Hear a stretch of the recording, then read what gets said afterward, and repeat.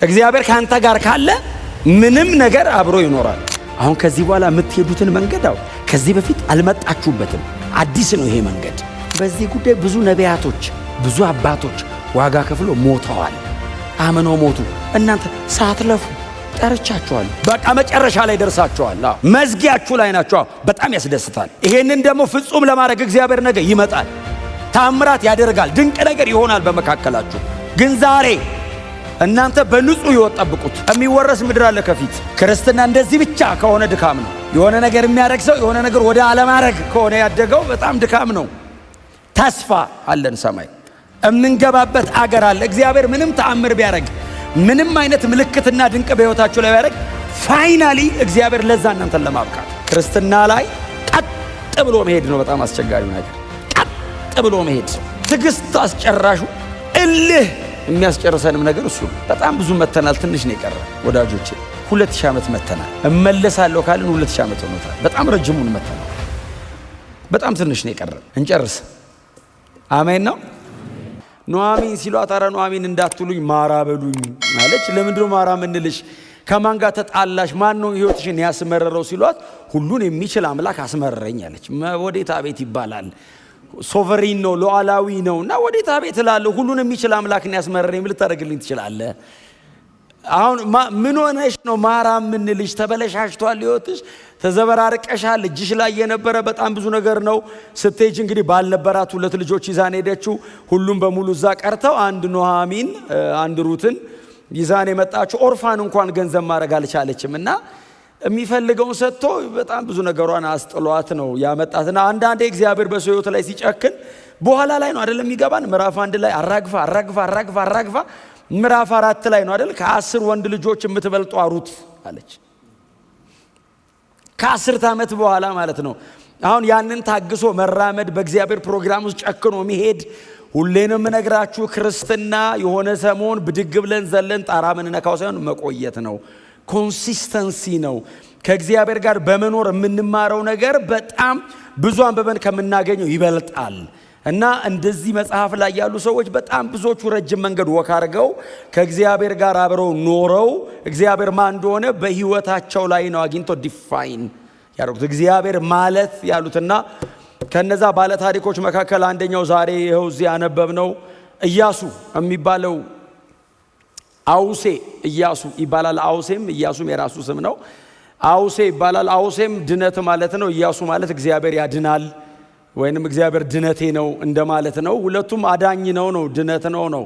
እና ይህንን ብላቴና እግዚአብሔር በሙሴ ምትክ እንዲሆን ከተመረጡት ከ12ቱ ነገድ አንዳንድ ሰዎች መካከል እግዚአብሔር ዓይኑን በዚህ ብላቴና ላይ ጣለበት። እንደምታውቁት ከግብፅ ምድር በብላቴንነታቸው ከወጡት መካከል ከ19 ዓመት በታች ከሆኑት መካከል ከነአን የገቡ ይሄ ልጅና ሌላኛው ደግሞ ካሌብ ይባላል። ሁለቱ ናቸው የገቡት። ያኛውንም እግዚአብሔር አይቶት ካሌብ እንደሌሎቹ አይደለም፣ ልዩ መንፈስ ላይ ያለበት አለ እግዚአብሔር።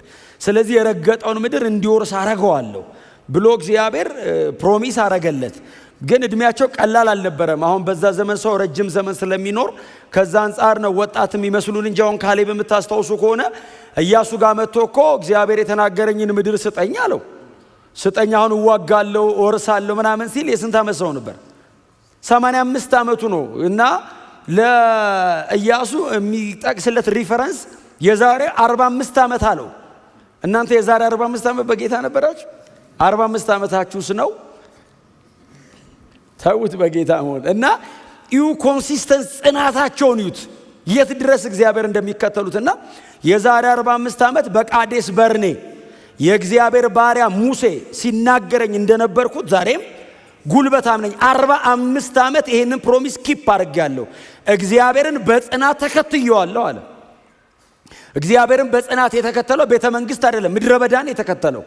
ደመናው ሲሄድ የሚኬድበት፣ ደመና ሲቆም የሚቆምበት፣ ጊንጥና እባብ ባለበት እፉኝት እየነደፈ አጠገቡ ብዙ ሰው የሚያራግፍበት ምድረ በዳ ላይ ነው እግዚአብሔርን በጽናት ተከትየዋለሁ አለ። ኮንሲስተንሲ። ስለዚህ እግዚአብሔር መጣና እንዲህ ያለ ባሪያዬ ካሌብ ልዩ መንፈስ አለ ላዩ ላይ እና አወርሰዋለሁ፣ የረገጠውን መሬት እሰጠዋለሁ አለ እግዚአብሔር። እና የታመንኩ ነው ለዚህ ሰው። እና ያ ካሌብና ይሄ ኢያሱ ሁለቱ ናቸው ወደ ከነአን የመግባት እድል የነበራቸው። ሌላውስ በሙሉ ምድረ በዳ ቀርተዋል።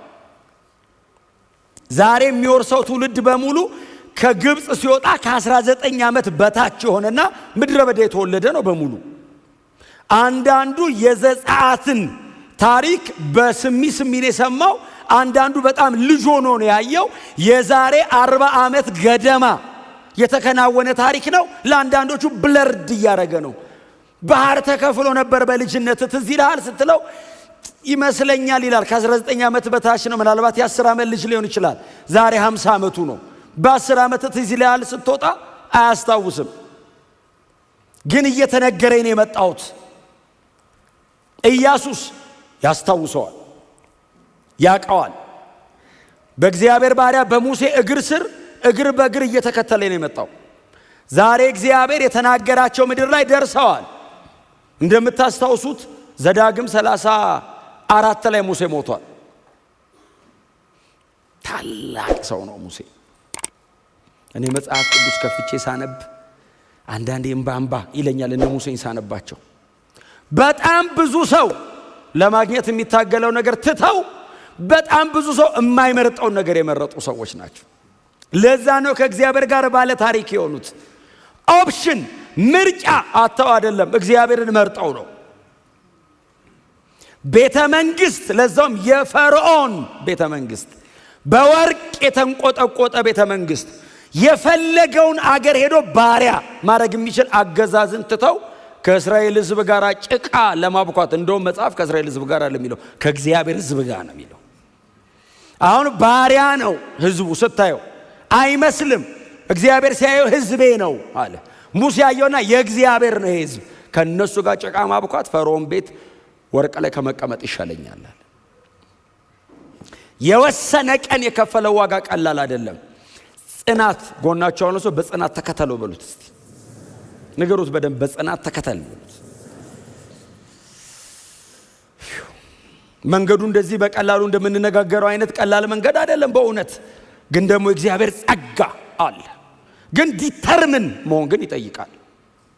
ሰዎቹን የዋቸው ጨካኝ መንፈስ አልተሞሉ፣ የተለየ ጸጋ ስጦታ የሌላቸው ላይ ሕግ ነው ገና ያለው። ለዛውም ሙሴ ሕግ ማያውቅም፣ ገና ሕግ ተቀባዩ ራሱ ነው።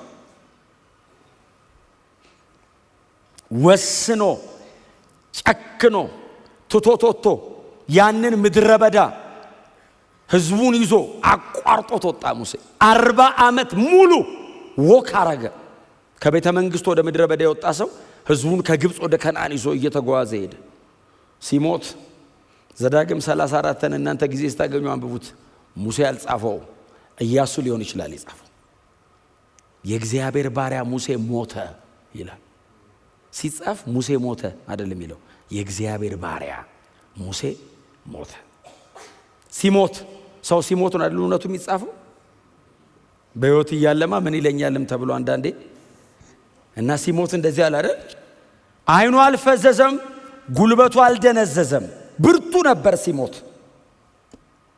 በፈርዖንና በግብፅ ፊት በእስራኤል ልጆችና በምድረ በዳው መካከል እነዛን አስፈሪ ምልክቶችና ተአምራትን እንዳደረገ እግዚአብሔርን ፊት ለፊት እንዳዋራ እንደ ባሪያው እንደ ሙሴ ያለ የለም ተባለ ሲጻፍ። አየ ሙሴ ሲሞት እስራኤል ሐዘን መቀመጧ ብቻ አይደለም፣ ኢያሱም ሐዘን ይቀመጣል። ከሙሴ ቀጥሎ ማገልገል ሲቃይ ነው። ኦልሬዲ ሙሴ ያስቀመጠው ስታንዳርድ አለ። ወይ የሙሴ አይነት መሆን አለብህ ወይ መብለጥ አለብህ። አትሊስት የሙሴ አይነት መሆን አለብህ። የተለመደ የተቀመጠ ስታንዳርድ አለ። ለኢያሱም ሲቃይ ነው። ሕዝበ እስራኤልም በሙሉ ተሰብስበው መጥተው ያሉት እሱን ነው። ችግር የለውም አሉት፣ እንገዛልሃለን። ግን ከባሪያው ከሙሴ ጋር የነበረ እግዚአብሔር ብቻ ካንተ ጋር ይኑር። በቂ ኤክስፔሪየንስ አለ። 40 ዓመት ተከተለዋል ሙሴን እግር በእግር። በጣም ብዙ ነገሮችን ሙሴ ሳይ አብረኸው አይተሃል። በሙሴ መጠን ባታይም አንተ ተራራ ግርጌ ቁጭ ብለ እሱ ተራራ አናት ላይ ተቀምጦ የሆነ ብለርድ ቢያረግብም ብዥ ቢልብም አይተሃል። ይሄ ኤክስፔሪየንስ ችግር የለብህም። እምንጠይቅህ ያሻካኝ ነው የእግዚአብሔር ክብር ያንን ደመና አንተ ጋር ይኑር እንጂ እንገዛለን። አሁን የኢያሱ ጥያቄ አለህ ወይ ነው? አብረኸኝ። እግዚአብሔር መጣና እንደዚህ ያለው ከባሪያዬ ከሙሴ ጋር እንደነበርኩኝ እንዲሁ ካንተ ጋር እሆናለሁ። አይዞህ። ክብር ለኢየሱስ ይሁን። አይዞህ። ግን ያው ታውቃለህ እኔ ዝም ብዬ እንደማለው ነው። እግዚአብሔር ከኔ ጋር ሁን ስለተባልኩ ብቻ መሆን አይነት አይደለሁም። እኔ ባሪያዬ ሙሴ ያዘዘን ትእዛዝ በቀንና በሌሊት አስብ፣ አሰላስል፣ ዓይንን ከዚህ ሕግ ላይ እንዳትነቅል፣ ፈቀቅ እንዳትል። እንደዛ ከሆነ እኔ አብሬ እሆናለሁ። ይቀናልሃል፣ ይሳካልሃል፣ ይከናወንልሃል። ቆንጆ ቀን ነው ስብከት የምሰብከው። የመከናወን የመቃናትና የስኬት ዓመት ይሁንላችሁ።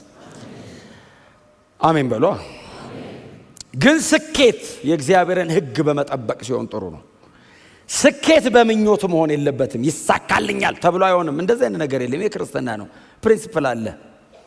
እግዚአብሔር የሚፈልገውን ከኔ ሲያገኝ ነው ስኬት እንጂ ስኬት አንዳንድ ነገሮች አይደሉም። ስኬት እግዚአብሔር ከኔ ጋር መቆሙ ነው። እግዚአብሔር ካንተ ጋር ካለ ምንም ነገር አብሮ ይኖራል። ያለ እግዚአብሔር ብዙ ነገር ከሚኖር ምንም ነገር ሳይኖር እግዚአብሔር ከኛ ጋር ቢሆን ለውድድርም ለንጽጽርም አይቀርብም። እናንተ ምርጫችሁ እንደሱ እንደሚሆን በጣም ተስፋ አደርጋለሁ። ክብር ለኢየሱስ ይሁን። አብሬ እሆናለሁ ግን አለው ትእዛዜን ጠብቅ። ጠብቅ ብቻ አይደለም ያለው በቀንና በሌሊት አስብ አለው። ቀጥሎስ አሰላስል፣ እንደ ምልክት አድርገዋለሁ። እዚህ ላይ ያደርጋሉ አይሁዳን፣ እዚህ ጋር አድርገዋለሁ እና ዓይን ሁልጊዜ ሲያይ እዚህ ጋር ይይ። ቶትህን፣ ዲዛይርህን፣ አፒታይትህን ኮንትሮል ያደርግልሃል። እዚህ ላይ አድርገው። ቀጥሎ እዚህም ላይ አድርገው። አንጠልጥል፣ እንደ ምልክት አድርግ። ያየ በሙሉ ሲያይ ከሕግ ውጭ እንዳያዋራህ ዲሲፕሊን ሁን አለው እግዚአብሔር። የፈለግከውን እንዳትሆን ሕጉ የሚጠይቅን ስጠው። ያኔ የምትፈልገውን በሙሉ ታገኛለህ። እስቲ አሜን በሏ። ኦልሬዲ እግዚአብሔር ይህንን የሚናገረው ለመረጠው ሰው ነው። አፖይንት ላረገው ሰው ነው። ሕዝቤን ትመራለህ ላለው ሰውዬን ይህንን ሁሉ ትእዛዝ የሚሰጠው። ትመራለህ ብለኝ የለይ? አዎ ኦልሬዲ በትሩን ሰጥተኛል፣ ወንበሩንም ሰጥተኛል። ሙሴም ሞቷል። እንደፈለግኩ አይቻልም። ክብሬ አብሮ አይሆንም። እኔን ከፈለግከኝ አለው እግዚአብሔር፣ አዎ በዚህ በኩል ሂድ። እኔ እዚህ ጋር ነው ያለሁት። እኔ የፈለግኩት መንገድ ላይ እየመጣ የሚያቋርጥ እግዚአብሔር የለም። የሚፈልገው መንገድ ላይ ነው የሚጠራኝ። አሜን በሏ። እስራኤል ወደ ከነዓን መጣች፣ ወደ ከነዓን ደረሰች። እንዳልኳችሁ በጣም ብዙ ሕዝብ ነው። 1.2 ሚሊዮን አካባቢ ይመስለኛል። ዘውልቅ መጽሐፍ ላይ ሄዳችሁ ማንበብ ትችላላችሁ። 1.2 ሚሊዮን አካባቢ ነው። ወንዶቹ ብቻ 600,000 ናቸው። ዘውልቅ ማለት ቁጥሮች አይደል? ትርጉሙ ነምበርስ ቁጥሮች እንደማለት ነው። ዘውልቅ ምዕራፍ 1 ላይ እና የመጨረሻው ምዕራፍ ላይ ሁለቱም ጋር ስታቲስቲክስ አለ፣ ይቆጠራል። ሕዝብ ስታቲስቲክስ ይቀመጣል። ሲቀመጥ ምዕራፍ የመጀመሪያዎቹ ምዕራፍ ላይ ያለው ቁጥርና መጨረሻ ላይ ያለው ቁጥር ተመጣጣኝ ነው። የዘውልቅ መጽሐፍ ማለት ከአምስቱ የሙሴ መጽሐፍት መካከል በሳይዝ ትንሹ ነው። ረጅም ዓመት ግን እሱ ነው። 38 ዓመት ተኩል ነው ዘውልቅ መጽሐፍ።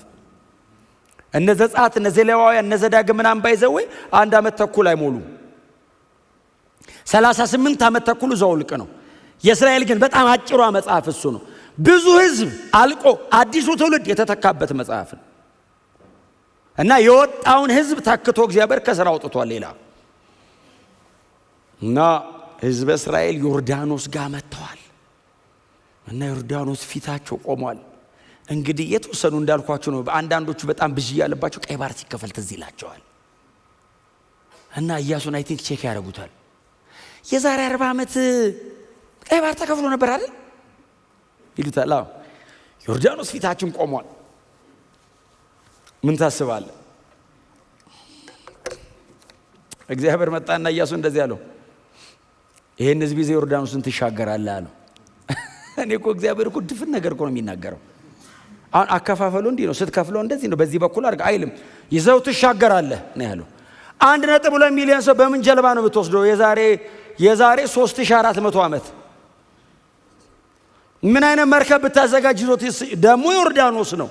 ቶ ዮርዳኖስን እንደ እዚህ ሰፈር ወንዝ ሲሞላ እኛ ጀርባ ያለው ወንዝ ሲሞላ ቀላል ነው እንዴ? ቶ ዮርዳኖስ እኮ ዮርዳኖስ ስሙ ራሱ ሞትና ፍርድ ነው። ባይዚ ትርጉሙ ዮርዳኖስ ማለት ሞትና ፍርድ ማለት ነው።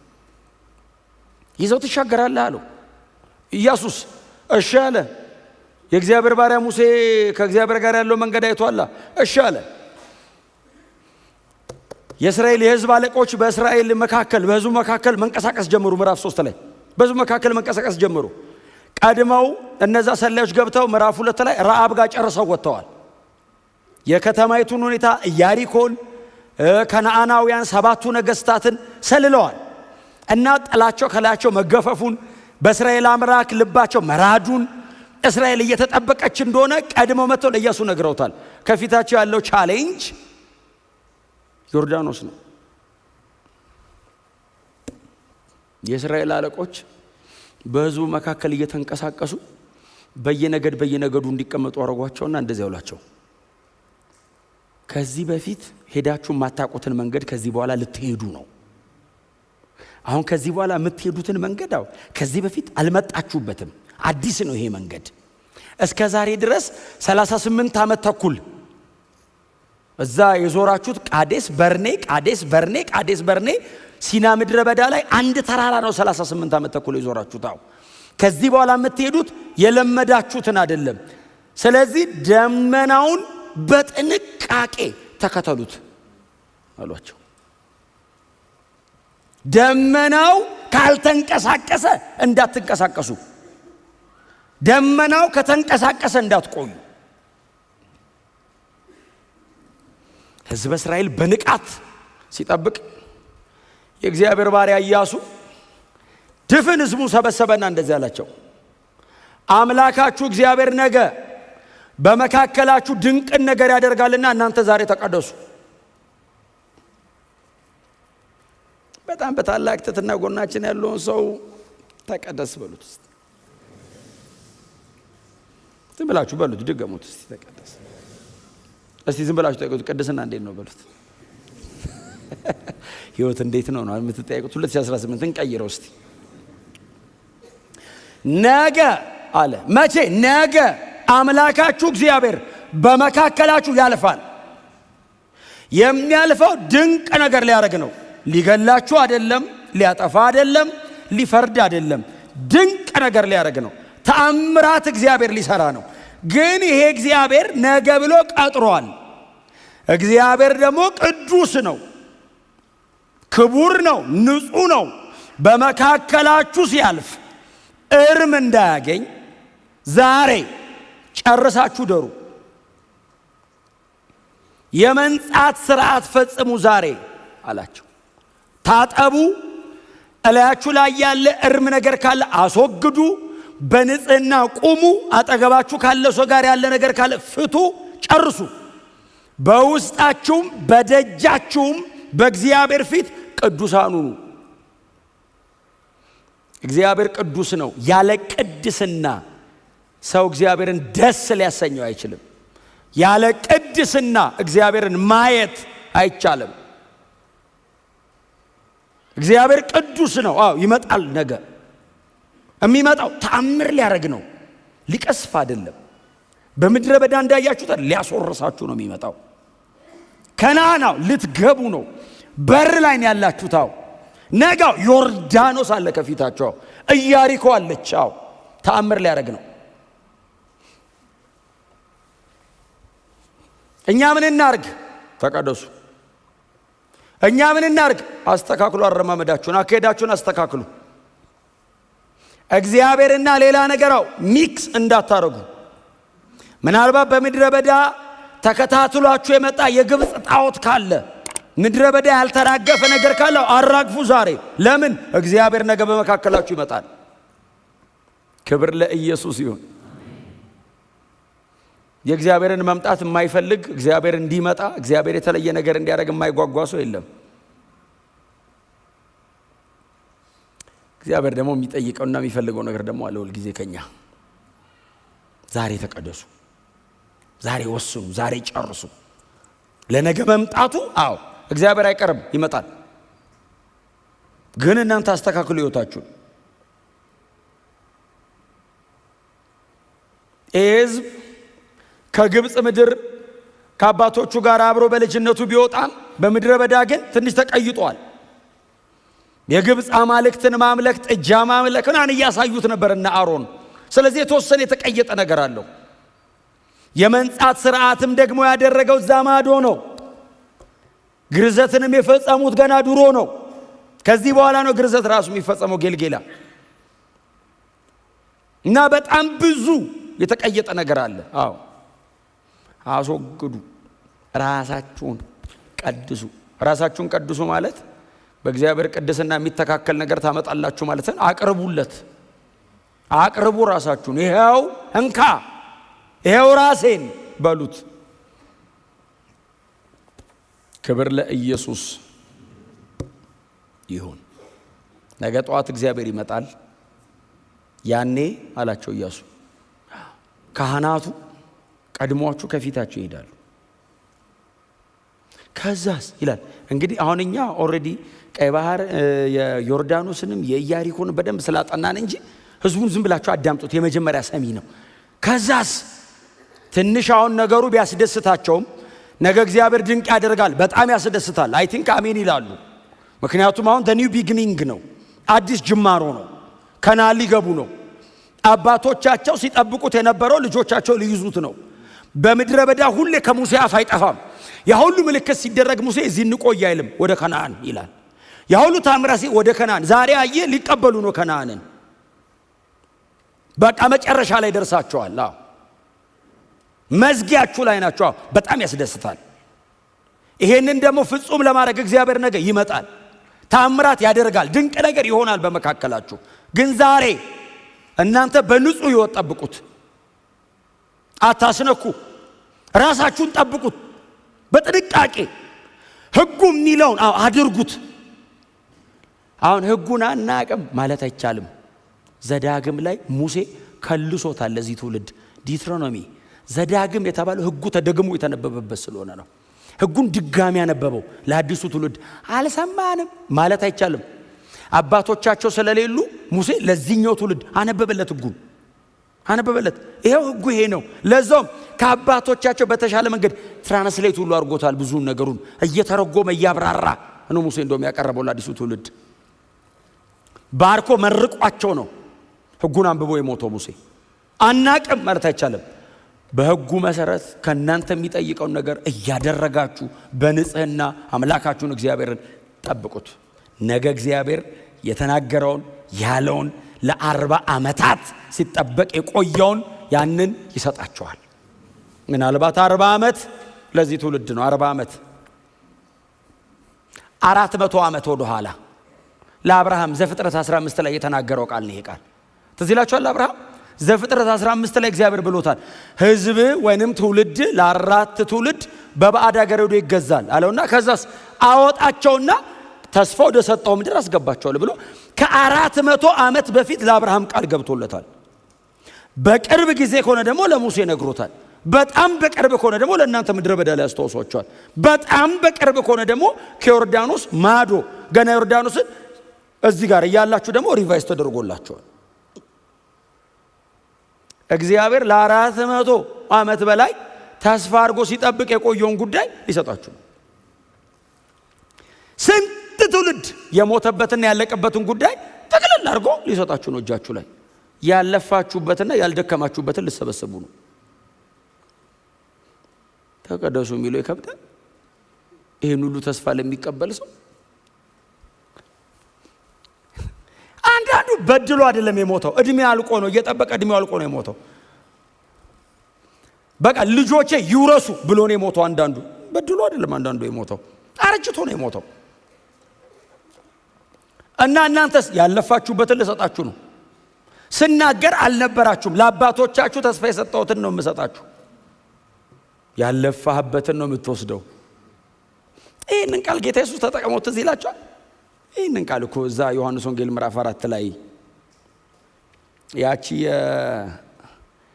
የሰማርያዊቱ ሴትን ካዋራ በኋላ ደቀ መዛሙርቱ ምግብ ግዙ ብሏቸው ምግብ ይዞ መጡ እየሮጡ።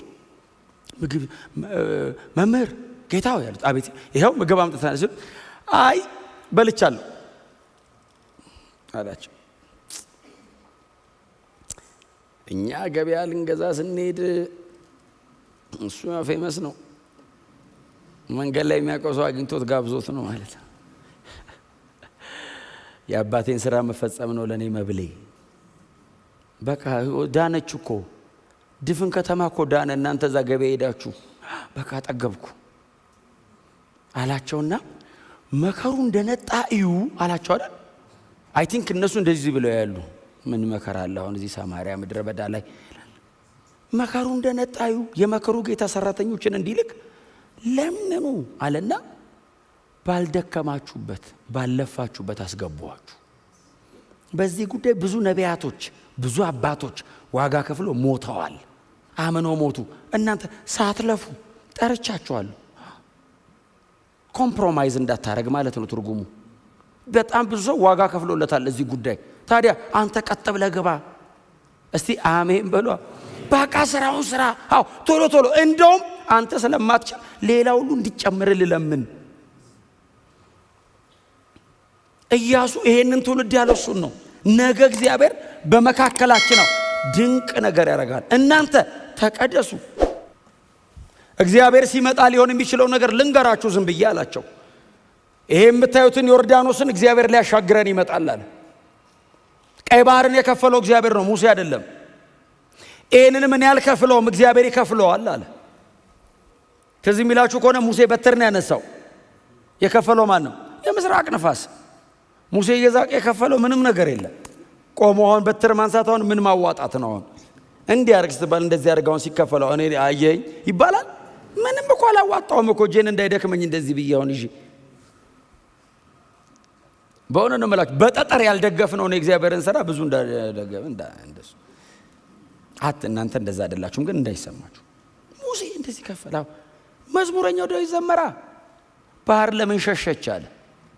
ሙሴ ፊቷ ቆሞ እስራኤል ፊቷ ቆሞ ባህር ንቅንቅ አላለች። ንቅንቅ ሙሴን አየችው። ያንተ አይነት ብዙ ሚሊዮን አቃለው ብላ ተወችው። ሁሉንም አየች። አይታቸው ተጥም ባህር ለምን ሸሸ? ያዕቆብን አምላክ አየች ነው የሚለው። እግዚአብሔር ከኋላ መጣ። ሙሴን እንደዚህ እያየችው ኖርማል ሆና ያዕቆብ ቤተሰብ አይደል ይሄ ቤተሰባው ያዕቆብ ሲገባ ሰባው ነው የገባው። ይሄን ሁሉ ወልዶ ነው እዚህ ሀገር ብላ ባህር ዝም ብላ ስራዋን የቀጠለች። እግዚአብሔር ግብጽ ጨርሶ ከኋላ መጣ። ፈርዖንን ምናምን ሰራዊቱን አንዛ ጨርሶ ግብጽን አመድ አርጓት ከኋላ መጣ። ቀይ ባህር ጋር ህዝቡ ተሰልፎ እያለ እግዚአብሔር ከኋላ ሲመጣ ባህር አየችው። ከኋላ ሸሸች ይላል። ተከፈለ የሚል ነው ዘጸአት ላይ ያነበብ ነው። መዝሙረ ዳዊት ላይ ትምህርቱ አደጋ ሸሽታ ነው አለ። ባህር ሮጦ አመለጠ እንደማለት ነው። አሁን ሸሸ ማለት እኮ በናለች ባህር መጣ ብላ። ከዛ እግዚአብሔር ሙሴን ምንድነው ያለው? ግቡ ወለፉ እንጂ እንደው ሙሴ እግዚአብሔር ለምን ደም ትጮህብኝ አለው። አትጮህብኝ ግባ። ያንን የከፈለ እግዚአብሔር ዛሬ ይከፍላል አለ ኢያሱ። ድንቅ ያረጋል። ዛሬ እናንተ ተቀደሱ። ያኛውን ያደረገው በመደብ በፋሲካ በደም በምን ታጥረው ነው የወጡት። አሁንም ድንቅ ነው የሚያደርገው። ያኛው ከግብጽ መውጣት ነው፣ ይሄኛው ከናንን መውረስ ነው። ያኛው ዝም ብሎ እንደው እናንተ እንደ ሳልቬሽን ካሰባችሁት ይሄኛው ደግሞ እንደ መውረስ ነው። 40 ዓመት ምድረ በዳም ያው ደመናን የመራቸው በምድር ላይ የነበረውን ቆይታ በሙሉ እሱ ነው ተቆጣጥሮ ተንከባክቦ የሚያቆየው። እዛኛውም ጋር ያለውን ታምር የሚሰራው ራሱ መጥቶ ነው እግዚአብሔር መጥቶ ነው ይሄንን ዮርዳኖስን ሞትና ፍርድን ከፍሎ ከናን የሚያስገባችሁ። ምን እናርግ? ተቀደሱ። እንደፈለጋችሁ ሆናችሁ ከተቀመጣችሁ እግዚአብሔር ታምር ሊያደርግ መጥቶ እንዳትከለክሉ። ምክንያቱም የኢያሱ መጽሐፍ የሚያስተምረን በዛ በአምስቱ የሙሴ መጽሐፍት ውስጥ ያለውን የእግዚአብሔርን ፍርድን ጽድቅን ይነግረና ኢያሱ መጽሐፍ ጋር ሲደርስ ደግሞ እግዚአብሔር ምሕረቱን ለሕዝቡ አግንኖ ማስወረሱ የሚያሳይ መጽሐፍ ነው ኢያሱ መጽሐፍ። ጽድቅና ፍርድ ተከናውኗል። ምድረ በዳ ሕዝብ አልቋል። ይሄኛውስ እግዚአብሔር አሁንም ሕዝቡን ይመራል። ከዛ ሊያስወርሰው ነው። ግን እንደው ዝም ብሎ ዮርዳኖስን ስለማትሻገሩ ከተቀደሳችሁ በኋላም ግን ኢንስትራክሽንስ አሉ፣ የተወሰኑ ደግሞ መመሪያዎች አሉ። ተጠንቀቁ። ምን እናርግ ኢያሱ ሲሉት ካህናት ታቦቱን ተሸክመው ከፊታችሁ ሲሄዱ 2000 ክንድ ያክል በመካከላችሁ ርቀት ይኑር። ዝም ብላችሁ እንዳትጠጉት እግዚአብሔርን። ከዛ ካህናቱ ይገቡና እግራቸውን ወንዝ ውስጥ ያስቆማሉ። ልክ እነሱ እግራቸው ሲቆም ወንዙ ሲከፈል ያኔ ሁላችሁም ትሻገራላችሁ። እግዚአብሔር ለአባቶቻችሁ የማለው ምድር ላይ ትገባላችሁ። ይህንን ነገራቸው፣ ጨረሰ። እግዚአብሔር መጣ። ኢያሱ እንደዚህ አለው፣ ኢያሱ አለው። አቤት አለው። ከሙሴ ጋር እንደነበርኩ እንዲሁ ካንተ ጋር እሆናለሁ አለውና ዛሬ በዚህ ሕዝብ መካከል አንተን ከፍ ከፍ ማድረግ ጀምራለሁ አለው። ስለማያከብሩህ አይደለም አለው። አዎ ከዚህ ቀን ጀምሬ ግን አንተ ነው ከፍ ከፍ አደርግሃለሁ። በዚህ ሕዝብ መሃል ከፍ ከፍ አደርግሃለሁ። እንዴት አድርገህ? ቀይ ባህር ይከፈላል አለው። አዎ ኢያሪኮ ይሰምጣል። ፀሐይን አቆማለሁ። በበረዶ ድንጋይ ይዋጋለሁ። 31 ነገሥታት ከፊት አስወጣልሃለሁ። በዚህ ሕዝብ መሃል ድል ሰጥቼ ከፍ አደርግሃለሁ።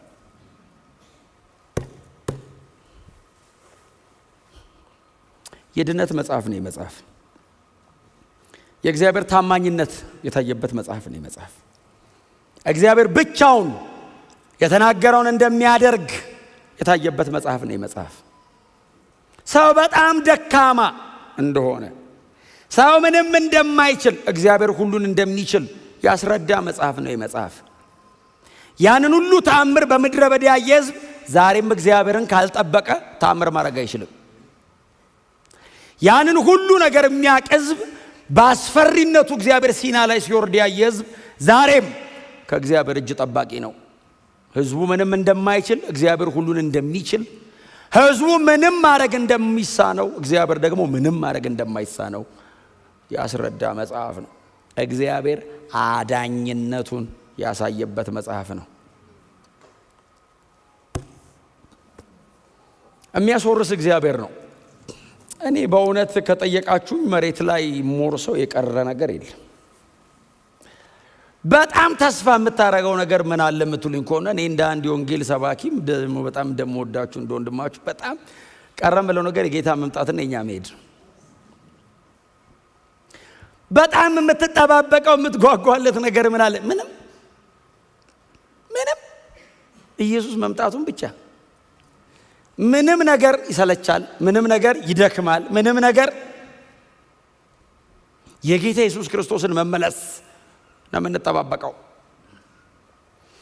እስራኤል ተአምር አይደለም ተስፋዋ፣ በተአምር ወንዙ ተከፍሎ ወደ አባቶቿ ምድር መግባት ነው ተስፋዋ።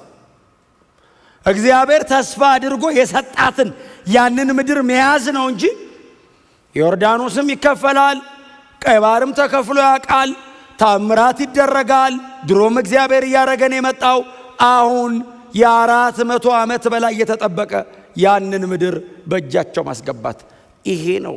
እግዚአብሔር እንደዚህ ያላቸው የምትገቡበት ምድር የኔ ነው፣ ያ ምድር የኔ ነው። አንዴ እንደውም ሰብኬዋለሁ የናቡቴ ትዝ ይላችኋል። ናቡቴ የአባቶችን ርስ አልሸጥም ያለው ለምን መሰለ? የተሻለ መሬት አክዓብ ስለማይሰጠው ነው እንዴ? አይደለም። አልሸጥም ያለው ምድሩ የኔ ነው ብሏል እግዚአብሔር። አዎ አልሸጥም የእግዚአብሔር ነው አለው። የአባቶችን ርስት ያለው እኮ ከአባቴ ከዝምና እየተወራረደ የመጣ ነው አይደለም። እግዚአብሔር ይሄ ምድር የኔ ነው ብሏል። አዎ ለምንድን ነው የሸጥልህ? አልሸጥልህም፣ የእግዚአብሔር ነው። ይሻላል አይሻልም፣ ቆንጆ ነው ልክሽ ነው፣ እሱ አይደለም ጉዳዩ፣ የእግዚአብሔር ነው።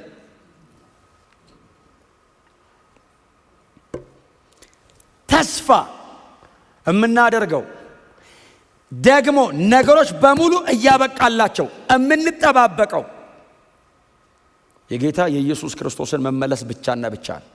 ኢየሱስ ይመጣል፣ እንወርሳለን፣ እንገባለን፣ እንወርሳለን። በፍጹም የተሰቀለውን ክርስቶስን ለምንድን ነው የምንሰብከው?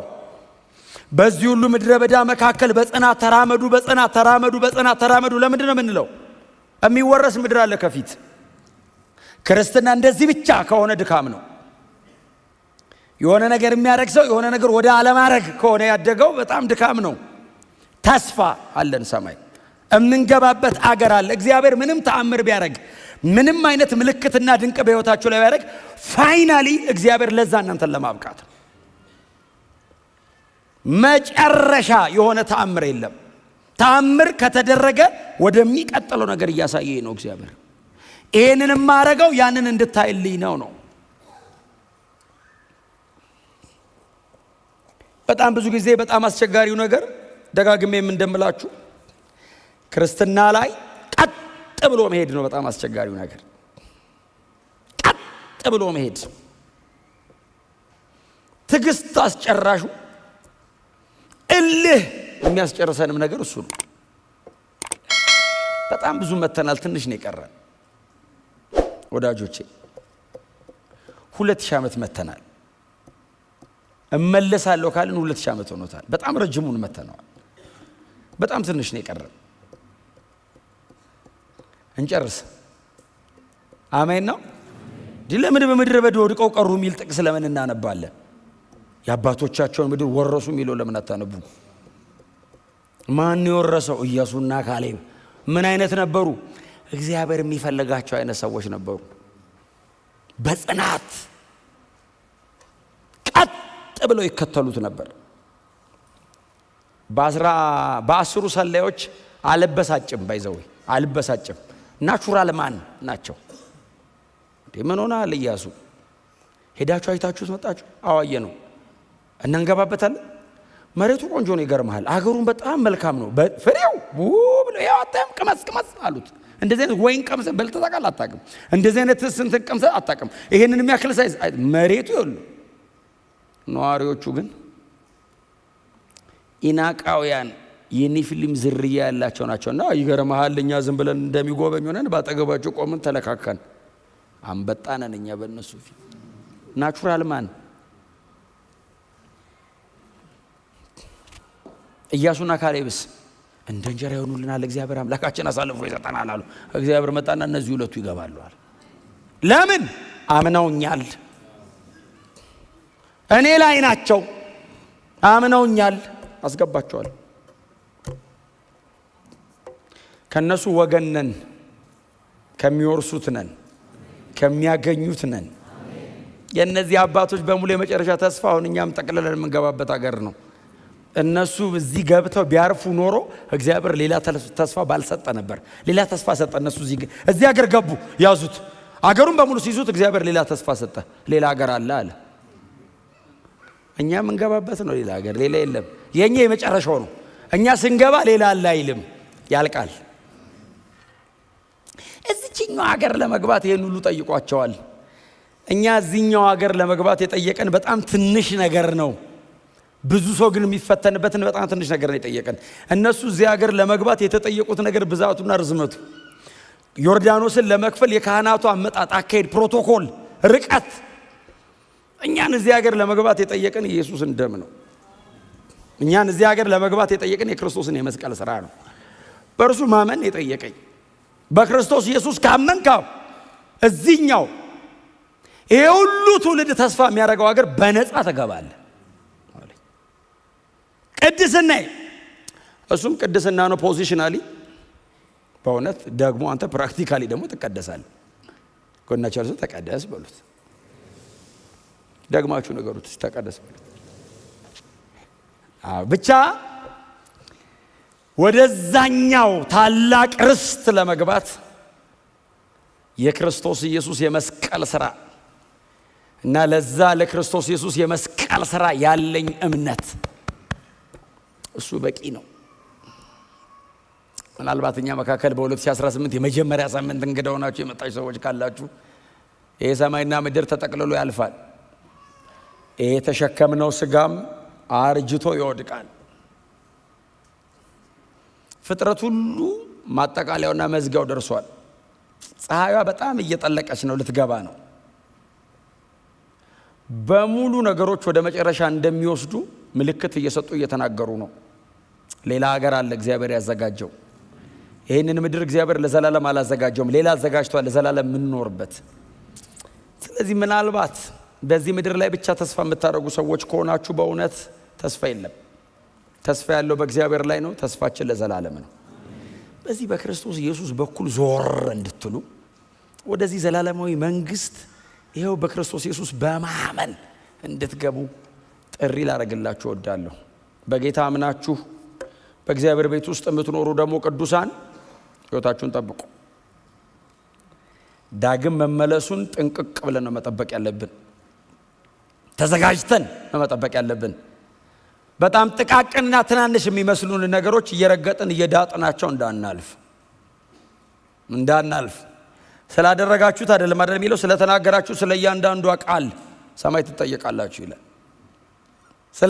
ስለእያንዳንዷ ቃል how serious። ስለዚህ እኛ አይዳንን ያመንን ነን የምንል ቅዱሳን በጣም በጥንቃቄ ያመንበትን ይህንን እውነት በጽናት ይዘን እስከ መጨረሻ እንጓዝ። በእኛ መካከል ያላችሁ ወንድሞች እናቶች ግን ለእናንተ ጥሪ ማድረግ ስለምፈልግ ወደዚህ ጌታ ወደዚህ የዘላለም ሕይወት ሰጪ ወደ ክርስቶስ ኢየሱስ እንድትመጡ በጌታ ፍቅር ልጋብዛችሁ እፈልጋለሁ።